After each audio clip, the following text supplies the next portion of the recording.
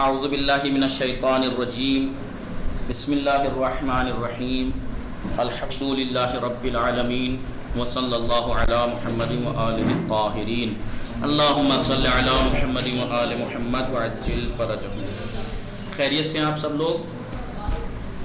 جی آقا۔ ٹھیک ہے۔ بات چل رہی تھی اصول عقائد میں، کیا موضوع ہے؟ توحید۔ کیا موضوع ہے؟ توحید۔ دین میں توحید۔ توحید پہ بات کائے کی شروع ہوئی؟ پہلے درس میں خدا کو کیوں پہچانا، خدا کی۔ دوسرے درس میں خدا کو پہچاننے کے فائدے کیا ہیں، تیسرے چوتھے پانچویں درس میں خدا کو، جو تیسرے درس میں بتایا خدا کو پہچاننے کے دو راستے ہیں، کیسے پہچانے کا دو طریقے ہیں، اندرونی راستہ اور ایک بیرونی راستہ۔ اندرونی راستہ یعنی انسان کی روح کا راستہ، روح میں چھاپ کے دیکھے، روح میں چھاپ کے دیکھے اندرونی راستے کی چوتھے پانچویں تیسرے چوتھے پانچویں درس میں توضیح دی، اور جو اعتراض ہو سکتا تھا، سوال ہو سکتا تھا، اس کا جواب دیا، اور پھر ایک مثال بھی، واقعہ بھی بتایا۔ آج جو ہے وہ دوسرا راستہ جو بیان کیا تھا کہ خدا کو پہچاننے کا دوسرا طریقہ کیا ہے، بیرونی راستہ۔ بیرونی یعنی باہری۔ بیرونی راستہ کیسے بتایا تھا؟ دیکھیے، یعنی اگر آپ دیکھیں بیچ میں اگر 3 درس کا گیپ ہو گیا ہے، کبھی آپ کے ذہن سے بات نکل گئی ہوگی، کیا بتایا تھا؟ خدا کی معرفت کے، خدا کی معرفت کے راستے بتائے تھے۔ کتنے راستے ہیں؟ 2 راستے بتائے تھے۔ 2 ہے۔ ایسے بتایا تھا، اندرونی راستہ، اندرونی راستہ، اس کے بارے میں پوری توضیح دی۔ اندرونی راستہ یعنی خدا کو تلاش کرنے کے لیے انسان کو یہ ضروری نہیں کہ وہ ادھر ادھر تلاش کرتا پھر، وہ اپنے اندر جھانک کے دیکھے۔ ہر انسان کی روح میں، فطرت میں یہ چیز خدا کی معرفت پوشیدہ ہے۔ روح کی پاک و پاکیزہ فطرت کی ایک آواز ہے جو ہر انسان کے اندر پائی جاتی ہے۔ وہیں پہ ایک سوال یہ ہو، چاہے وہ کسی بھی مذہب والوں سے ملا ہو، نہ ملا ہو، اگر اسے ایک تہہ خانے میں بچپن سے پالا ہو، تب بھی اس سے اگر پوچھا جائے تو وہ خود کہے گا کہ میرا اس کے اندر، اس کی روح کے اندر کوئی ایسی طاقت ہے جو تمام طاقتوں سے بڑی طاقت ہے۔ وہ مصیبتوں میں جب گرفتار ہو جائے، جب کوئی دنیاوی کی چیز کوئی کام نہیں آئے گی، تب بھی کوئی ہے جو میری مدد کرے گا۔ سوال یہ اٹھتا ہے کہ اس فطرت کی آواز بعض لوگوں میں نہیں دکھائی دیتی، کیوں؟ وہ اس کا جواب دیا، اس لیے کہ ممکن ہے کہ بعض لوگ دنیا کے عیش و عشرت میں، آرام میں پڑھ کر، عہدے کی گھمنڈ میں، مال و دولت کے گھمنڈ میں ان کی یہ فطرت کی آواز وقتی طور پر دب گئی ہو، لیکن جیسے ہی یہ تمام چیزیں ہٹتی ہیں، مصیبت میں اپنے آپ کو گرفتار پاتا ہے، جب کوئی مادی کوئی چیز اس کے کام آنے والی نہیں ہوتی، جب اسے پتا ہے کہ اب میرے ساتھ، میرے لیے، میرے مادی کوئی چیز، دنیاوی کوئی چیز میرے کام آنے والی نہیں ہے، تو کیا ہوتا ہے؟ پھر اب اس سے کسی کی امید ہوتی ہے، پھر وہ آواز ابھر کے آتی ہے۔ اس کی جیتی جاگتی مثال فرعون کی مثال ہے کہ وہ اپنی طاقت کے گھمنڈ میں ڈوبا ہوا چور، خدا کو ماننا تو دور کی بات، توہین کرنا کہ میں کوئی خدا ہے ہی نہیں، میں ہوں خدا، لیکن جب اس نے اپنے آپ کو دریائے نیل میں غرق ہوتا دیکھا تو ایک دم سے پکارا، آمن تو برب موسیٰ و ہارون، یا اور ایک آیت جو اس میں کتاب میں لکھی کہ جس میں اس رب پر ایمان لاتا ہوں جس پر بنی اسرائیل ایمان لائے۔ اور اگر کوئی اعتراض کرے، کیا پتا یہ جو آواز انسان کے اندر سے ابھرتی ہے کہ وہ مصیبت میں پکارتا ہے، تو ہو سکتا ہے کہ تربیت کی وجہ سے ہو، کہ ہماری تربیت ایسی کی گئی ہے، ہمارے ماں باپ نے ایسا سکھایا ہے کہ ہم جب بھی مصیبتوں میں گرفتار ہوتے ہیں تو ایک طاقت کو پکارتے ہیں۔ تو کیا پتہ یہ عادت سے ہو۔ تو جواب کیا دیا تھا تحسین فاطمہ نے، نصرت فاطمہ نے؟ عادت بدل جاتی ہے، فطرت نہیں بدلتی، کہ اگر عادت ہوتی تو عادت تو یہ بدل جاتے، بدلتی رہتی ہیں، فطرت کسی نہیں بدلتی۔ اس بات کا ہر موقع، ہر محل، ہر جگہ، ہر نسل، ہر زمانے میں پایا جانا، کیونکہ خدا کی پرستش کا جذبہ ہر گزرے ہوئے زمانے سے لے کے اب تک ہر زمانے کے انسانوں میں پایا گیا ہے، یہ ثبوت موجود ہیں، ٹھیک ہے؟ تو اس کا مطلب یہ فطرت ہے، عادت ہوتی تو ختم ہو جاتی، بدل جاتی۔ یہ پھر اس کے بعد اس کے اوپر ایک واقعہ بھی بیان کیا تھا، اس کس کا؟ اس طاقتور وزیر کا، کہ جو طاقت کے گھمنڈ میں چور علماء کی محفل میں جب پہنچا تو اس نے علماء کو تحقیر آمیز، ذلت آمیز الفاظ میں کیا کہا؟ تم کب تک بہکاتے رہو گے کہ خدا ہے؟ خدا کے نہ ہونے پر میرے پاس ہزاروں دلیلیں موجود ہیں۔ تو علماء نے کیا کہا؟ خاموش رہے کہ اس ٹائم ہماری بات نہیں مانے گا، چاہے ہم کتنی دلیلیں دے لیں اسے، لہذا خاموش رہے۔ وقت گزرنے کے ساتھ ایک دفعہ ایسا ہوا کہ اس پہ الزامات لگے، اس کی وزیری چھینی گئی، اسے قید خانے میں ڈال دیا گیا۔ اب ان علماء سے ایک عالم نے موقع مناسب سمجھا کہ یہ موقع اچھا ہے، اس کو راہ راست پہ لانے کا. لہذا اجازت لے کے زندان میں ملاقات کے لیے گیا تو دیکھتا کیا ہے کہ اندر جیل میں ٹہل رہا شیر گنگنا رہا ہے. ماں ہمیں شیران ولی شیران عالم، ہم سب شیر ہیں لیکن پرچم والے شیر پرچم والے ہیں کہ جو حملہ جن کا حملہ پیدا ہے یہ آشکار ہے، دکھائی دے رہا ہے، اور ہوا جو اس کو طاقت دے رہی ہے وہ نہیں دکھائی دے رہی ہے.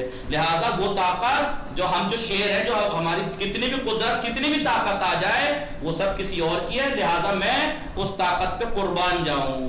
تو اب وہ ایک اچھا توحید پرست بن گیا تھا. اب اس عالم نے کہا کہ تمہارے پاس جو ہزاروں دلیلیں تھی خدا کے نہ ہونے پر، میں ان سب دلیلوں کا جواب ایک دلیل سے دیتا ہوں. کہا کہ خدا وہ ہے کہ جس نے لمحے بھر میں تیری ساری طاقتیں چھین لی. جی ہاں جی یہ تو اندرونی راستے کی توضیح دی. ایک تھا دوسرا راستہ کیا تھا؟ بیرونی اندرونی راستے کے بارے میں خصوصیت بتائی تھی. اندرونی راستہ سب سے قریب کا راستہ ہے اور بیرونی راستہ سب سے واضح اور روشن. ہو سکتا ہے کوئی ٹھکرا لے کہ نہیں میری روح میں تو نہیں آ رہی آواز، مجھے تو نہیں آتی، یوں کرنے لگے. لیکن بیرونی راستہ اس سے سورج چاند کا نکلنا بڑھنا، پتوں کا جھڑنا، پیڑوں کا ایک وقت مر جانا، زندہ ہو جانا، یہ تو دکھائی دے رہا ہے اندھے کو. جی اسے کہتے ہیں بیرونی راستہ. اب یہاں سے بیرونی راستے کی توضیح دیں گے. سمجھ میں آئی بات؟ پیچھے سے درس سے جی ربط مل گیا. جی جی آئیے کیا کہا تھا؟ کون سا درس تھا؟ تیسرا درس تھا نا. آئیے دیکھیے تیسرے درس میں کیا کہا تھا. کہاں گیا صفحہ نمبر؟ یہ تو چوتھا سبق ہے، تیسرے سبق. ہاں یہ رہا دیکھیے اندرونی راستہ سب سے قریبی، اندرونی راستہ سب سے قریبی راستہ. ظاہر سی بات ہے انسان کا اپنی روح اس سے سب سب سے زیادہ قریب ہے. بیرونی راستہ ہی واضح راستہ ہے سب سے. بیرونی راستے میں جب ہم اس وسیع اور عریض پھیلی ہوئی کائنات کی مخلوق پر نظر ڈالتے ہیں تو ہمیں تمام موجودات کی پیشانی پر بلکہ ہر ذرے پر خدا کی نشانیاں کے جلوے ہمیں دکھائی دیتے ہیں. تو یہ دو راستے کو وہاں بارے میں بتایا تھا. تیسرا اس کے بعد 2-3 درس اسی کے بارے میں بات کی. اب جو ہے وہ چھٹے سبق میں بیرونی راستے کے بارے میں بتائیں، یعنی خدا کو پہچاننے. ربط یاد ہے پہلے درس سے یا نہیں؟ پہلا درس جی ہمارا کیا بتا رہا تھا؟ خدا کو کیوں پہچانے، اس کے اوپر دلیلیں تھیں.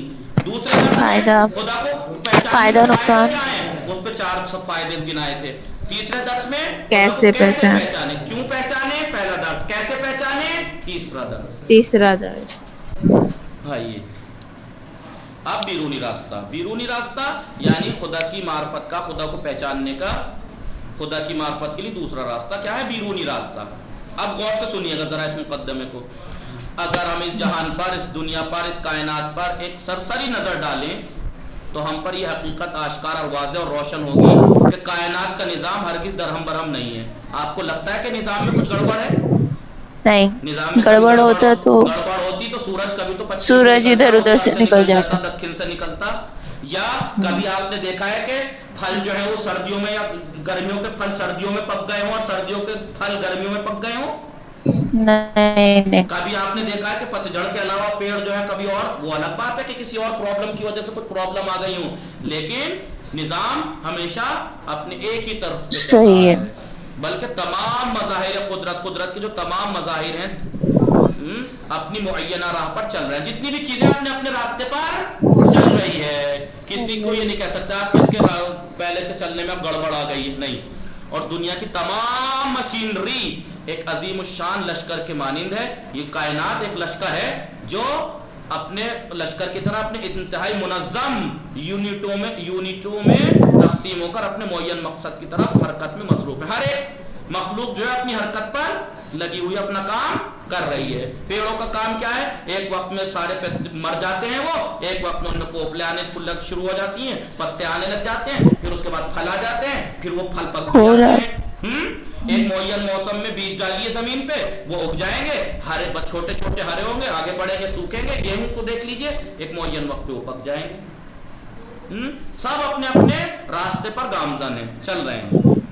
اب یہ دیکھیے اس سلسلے میں پیدا ہونے والے شکوک و شبہات کو، اب اس سلسلے میں جو شکوک شک پیدا کیے گئے ہیں، شبہ اعتراضات پیدا کیے گئے ہیں، ان کو درج ذیل نکات کے ذریعے برطرف کیا جائے. وہ جو اشکالات، شبہے، جو سوالات ان پہ کھڑے کیے گئے ہیں اس مسئلے پر، اس کو آپ ایسے حل کر سکتے ہیں. نمبر 1، ہر زندہ مخلوق کے عالم وجود میں آنے اور باقی رہنے کے لیے کچھ خاص قوانین اور حالات کو ایک سلسلے کے ساتھ ہم آہنگ ہونا چاہیے. کیا سمجھے اس لفظ سے؟ یعنی آپ کو کیا لگتا ہے انسان ایسے ہی بڑا ہو جیسا میں اس ٹائم ہوں میں ایسا ہی تھا؟ میرے وجود میں آنے کے لیے کچھ چیزوں کی ضرورت تھی یا ایسے بغیر کسی قاعدے قانون کو اتر گیا میں؟ یا آپ یا کوئی بھی انسان کی بات کر رہا ہوں. یا ایک معین وقت پہ ایک لڑکی لڑکا نے شادی کی، ایک معین وقت پہ مثلا مادے سے مضغہ لوتھڑا گوشت کا لوتھڑا، گوشت کے لوتھڑے سے اس میں ہڈی بنی، ہڈی بن کے اس میں روح ڈلی، روح ڈل کے وہ ایک معین مدت پر پیٹ سے باہر آیا. اس کے بعد اس کی تربیت، مراحل ہیں یا نہیں؟ جی بغیر اس مرحلے کے پیدا ہو جائے گا انسان؟ نہیں. اگر آپ کہیں کہ جناب آدم و جناب عیسیٰ تو وہ معجزات میں آتی ہیں باتیں. ٹھیک ہے. تو جی اب ایسے ہی پیڑ کو آپ کیا گیہوں کا جو موسم اس موسم سے ہٹ کے اس موسم میں جیسے یہ چل رہا ہے گیہوں بو دیں گے اگ جائے گا؟ نہیں. گیہوں کو اپنے ضروری ہے وقت کے حساب سے ہو. گیہوں کو بونے کے لیے ضروری ہے کہ زمین سب سے پہلے تو زمین بنجر نہ ہو. بنجر زمین پہ بو دیں گے ہو جائے گا؟ نہیں. کچھ مراحل ہیں یا بغیر کسی مرحلے کے کچھ بھی ہو جائے گا؟ نہیں. ہر زندہ مخلوق کو عالم وجود میں آنے کے لیے، پیدا ہونے کے لیے، وجود میں آنے کے لیے اور اس وجود میں آنے کے بعد باقی رہنے کے لیے کچھ خاص قوانین اور حالات کو ایک سلسلے کے ساتھ ہم آہنگ ہونا چاہیے، ایک دوسرے سے کانٹیکٹ ہونا چاہیے. کانٹیکٹ ٹوٹا اگر ان سلسلوں میں، پتہ لگا زمین تو بنجر نہیں تھی مگر اسے پانی نہیں دیا گیا، پانی تو دیا تھا مگر بیج نہیں بویا گیا، بیج تو بویا تھا لیکن اس کی جو کیئر کرنی تھی تو کیا گیہوں وجود میں آ جائے گا؟ نہیں. نہیں نہیں. ایسے انسان ہے. کائنات کی ہر مخلوق کا یہی ہے کہ جب تک اس کے جو مقدمات ہیں سارے فراہم ایک ساتھ نہ ہوں گے تب تک وجود میں نہیں آ سکتی. ایک کرسی دیکھ لیجیے، آپ کرسی بنانے بیٹھے ہیں جو فرنیچر والے ہیں، کیا لکڑی کے آنے سے کرسی بن جائے گی؟ میرے پاس لکڑی ہے، کرسی بن جائے گی؟ نہیں. چلیے میرے پاس کرسی بھی ہے، وہ لکڑی بھی ہے، میرے پاس اوزار بھی ہے، تو کیا بن جائے گی؟ میرے پاس اوزار بھی ہے، میرے پاس آئے گا آری تو وغیرہ سب ہے، میں اس کو کاٹنے بھی بیٹھ جاؤں تو کیا بن جائے گی؟ نہیں. کیوں نہیں بن پا رہی یہ چیزیں؟ سب کیونکہ کچھ آپ کو آتا نہیں. مجھ کو آتا ہی نہیں، میں کارپینٹر ہی نہیں ہوں. چلیے ایک آدمی کارپینٹر ہے لیکن اس پہ لکڑی نہیں ہے، کیا کرسی بن جائے گی؟ چلیے کارپینٹر ہے، لکڑی بھی مل گئی تو کیا بن جائے گی رکھے؟ یا جب تک ہاتھ نہیں چلائے گا جب تک بنے گی نہیں، جب تک لکڑیوں کو توڑ کے کاٹ کے جوڑ کے رندا پھیر کے یہ کر کے وہ جب تک وجود میں آ جائے گی. تو ان تمام علتوں کا ایک ساتھ جب چیزیں جمع ہوں گی تب جا کے کوئی ایک چیز وجود میں آتی ہے. سمجھ میں آئی بات؟ جی. فاطمہ زہرا، ہلو، تحسین فاطمہ، زامین زہرا، جی جی جی. تو کیا سمجھ میں؟ غور سے سنیے گا، ادھر ادھر ذہن نہ کیجیے گا، یہیں حاضر رہنا.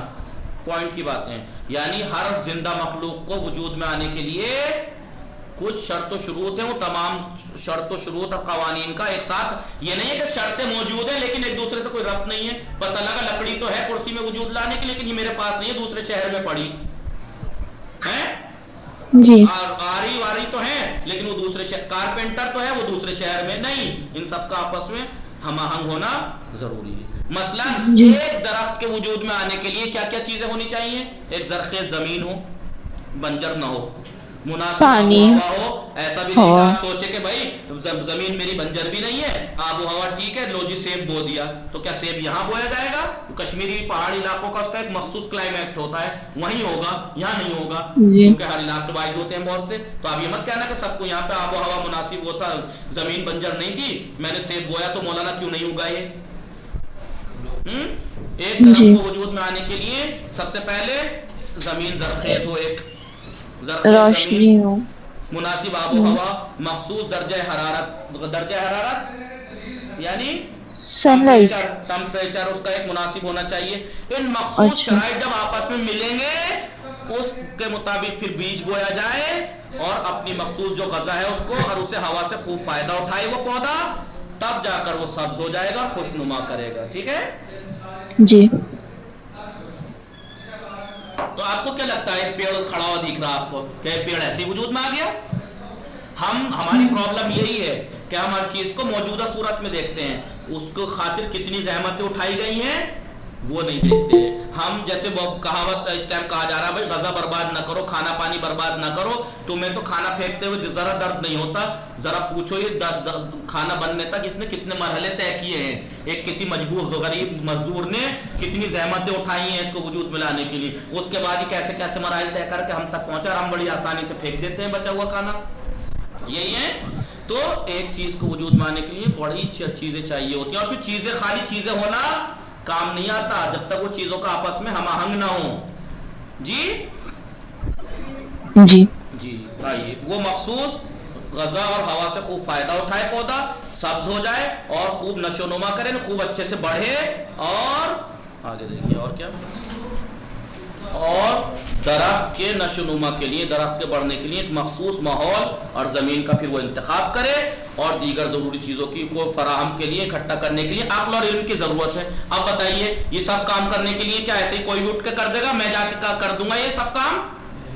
میں جا کے میں جاؤں یا آپ جائیں کھیت پہ، لیجیے میں آپ کو غیر بنجر یعنی صحیح زمین زرخیز زمین بھی دوں آپ کو، میں آپ کو بیج بھی دوں، سارا سامان اٹھا کے دوں، تو کیا آپ جا کے کر دیں گے؟ نہیں. آپ میں سے تو شاید کچھ کر دیں کیونکہ کسان پاپا کے ساتھ یا کسی کے ساتھ گئے ہوں گے. آپ کر دیں گی تحسین فاطمہ یہ کام؟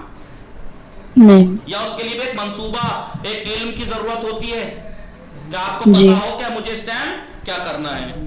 جی لہذا ان سب کو فراہم اور اکٹھا کرنے کے لیے عقل اور علم کی بھی ضرورت ہے. ایک مقدمہ. دوسرا غور کر رہے ہیں آپ لوگ تحسین فاطمہ زہرا؟ جی ہم لوگ کر رہے جی. ہیں. دوسرا کر مقدمہ رہے ہیں. دیکھیے، تمام موجودات اپنی مخصوص اور جداگانہ تاثیر رکھتے ہیں. ہر مخلوق کی ایک الگ تاثیر ہے یا نہیں؟ ہے. جی. آگ اور پانی کی اپنی الگ الگ خاصیت ہے، پانی کی الگ خاصیت ہے، آگ کی الگ خاصیت ہے، جس میں تبدیلی اور تغیر ممکن نہیں ہے. کیا آگ کی خصوصیت بدل جائے گی، وہ جلانا چھوڑ دے گی؟ نہیں. اور ہمیشہ ایک مقررہ قانون کے مطابق وہ اپنا اپنا کام انجام دے دے رہے ہیں. جو قانون آگ کا اپنا ہے اس قانون کے تحت کام کرتی ہے. وہ آپ پانی کا جو اپنا قانون ہے وہ اس کے تحت کام کر رہا ہے. ہر مخلوق اپنے راستے پر چل رہی ہے، جیسے باقاعدہ کوئی ایک لشکر ہے اور ہر ایک کو ذمہ داری رہتی ہے، وہ اپنی ذمہ داری نبھانے پہ تلا ہوا ہے. ٹھیک ہے. تیسرا تیسرا مقدمہ دیکھیے، تمام مقدموں کو ملا کر ایک نتیجہ حاصل کریں گے. پہلا مقدمہ، ایک پیڑ کو وجود میں آنے کے لیے کیا کیا ہوتا ہے. دوسرا مقدمہ، ہر مخلوق کی ایک الگ. پہلا مقدمہ، ہر مخلوق زندہ مخلوق کو وجود میں آنے کے لیے کچھ چیزوں کی ضرورت، قاعدہ قانون معین ہے اس کے تحت آئے گی. دوسرا، تمام موجودات کی الگ خاصیت ہوتی ہے، تاثیر ہوتی ہے. تیسرا مقدمہ، زندہ موجودات کے تمام اعضاء حصوں کا آپس میں ایک دوسرے کے ساتھ انتہائی منظم رابطہ ہوتا ہے. بتائیے دل کا ہمارے جسم میں باقی چیزوں سے تعلق ہے یا بے تعلق ہے؟ تعلق ہے. ہمارے معدے کا ہمارے پیٹ میں جو اور چیزوں سے تعلق ہے یا کہ نہیں؟ دل کا ہمارے معدے سے تعلق ہے یا نہیں؟ جب تک معدہ کھانے کو ہضم کر کے خون بنا کے دل تک نہیں پہنچائے گا، دل سب جگہ سپلائی کر دے گا؟ نہیں. جی. تو ہمارے جسم میں مثال ہے، ایک چیز کی مثال دے رہا ہوں میں، ہمارے جسم میں کوئی جسم کا حصہ ہمارا ایسا ہے جو ایک دوسرے سے تعلق نہ ہو کسی کا؟ نہیں. ہاں. تو یہی کہنا چاہ رہے ہیں، زندہ موجودات کے تمام اعضاء کا آپس میں ایک دوسرے کے ساتھ انتہائی منظم، یہ بھی نہیں کہ کبھی تعلق ہو جاتا ہے، کبھی ٹوٹ جاتا ہے، کبھی زیادہ تعلق ہو جاتا ہے، کبھی کم، نہیں، منظم رابطہ ہوتا ہے. مثال کے طور پر انسان کے جسم میں پوری دنیا آباد ہے. انسان کے جسم میں ایک پوری دنیا آباد ہے، اور آپریشن کے وقت انسانی بدن کے تمام اعضاء میں ارادی اور غیر ارادی طور پر خاص کسی حصے میں ارادی تعلق ہے، کسی میں غیر ارادی طور پر تعلق ہے. ایک خاص قسم کی ہم آہنگی پیدا ہو جاتی ہے. مثلا اگر کوئی خطرہ درپیش ہوتا ہے، اگر ہمارے اوپر کوئی ہوتا ہے، سب سے پہلے ہمارے ہاتھ اٹھتے ہیں نہیں روکنے کے لیے؟ آنکھوں کو نقصان پہنچائے اس سے پہلے پلکیں ہماری کام کر دیتی ہیں نہیں کر دیتی ہیں؟ آنکھوں کے اوپر اگر کچھ پھینکا جائے تو آنکھوں کے اوپر کو تو آنکھیں ایک دم بند کر لیتے ہو آپ اختیاری طور پر، چیزیں تو غیر اختیاری ہو جاتی ہیں. جی. ہاں. تو اس کو بچانے کے لیے کہہ رہے ہیں، مثلا اگر کوئی خطرہ درپیش ہے تو تمام اعضاء اس کو مدافعت یعنی اس کو روک تھام کے لیے آمادہ ہو جائیں گے. یہ قریبی تعلق اور آپس میں جو اہم آہنگی اور تعلق ہے، یہ کائنات کے نظم و ضبط کی ایک زندہ مثال ہے کہ کائنات میں کتنا نظم و ضبط پایا جاتا ہے، ہر ایک کا ایک دوسرے سے تعلق ہے. سورج کو آپ کیا ایسے سمجھ رہے ہیں اس کا کیا مخلوق سے کوئی تعلق نہیں ہے؟ سورج نہ نکلے تو کوئی مخلوق مر جائے، سب مر جائیں گے. ہر ایک کا ایک دوسرے سبھی مر جائیں گے. ہاں. رات نہ ہو تو دن بھر کام کر کے آدمی کو سکون کہاں ملے جسم کو؟ ہر چیز کا کائنات میں ایک دوسرے سے تعلق اور ربط. تعلق ہے. تیسرا مقدمہ. چوتھا, چلیے چوتھا کل پڑھیں گے, ٹائم تمام ہو گیا, یہ مقدمہ ہی, ٹھیک ہے جی انشاءاللہ. یہ 3 مقدمے دوہرا کے آئیے گا, دیکھیے گا, پھر آخر میں ایک نتیجہ اخذ کریں گے, یہ نتیجہ لیں گے اس بات سے, ٹھیک ہے. جی وصلی اللہ علی محمد و آلہ الطاہرین. اللہ